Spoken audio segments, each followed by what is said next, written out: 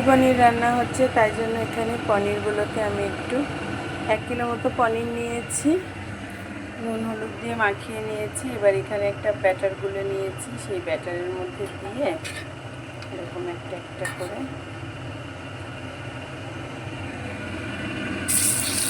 কড়াইতে ভেজে নেব। কম জাল দিয়ে এরকম 2-3 বারে আমি ভেজে নেব। ওই তেলের মধ্যে এবার একটুখানি পেঁয়াজ কুচিয়ে দিয়ে সেটাকে ভেজে নিলাম।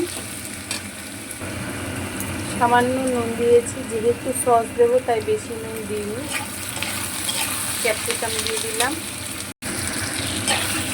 এর সাথে একটু টমেটো মিশিয়ে একটুখানি ভাজা ভাজা করে নিলাম। এরপরে একটু টমেটো সস, সয়া সস আর চিলি সস মিলিয়ে নিলাম, এটার মধ্যে দিয়ে দিলাম। সম্পূর্ণটা একটু নেড়ে নিলাম, একটুখানি জল ঢেলে দিলাম, গ্রেভিটাকে মাখা মাখা করে নিলাম। এরপর এর মধ্যে আমি পনিরটা দিয়ে দেবো, পুরোটা সম্পূর্ণটা ভালো করে মিশিয়ে দেব।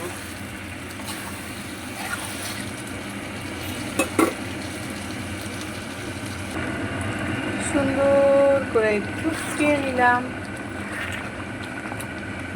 একদম রেডি হয়ে গেল। খুব টেস্টি হয়, সুন্দর স্বাদের একটা পনিরের তরকারি।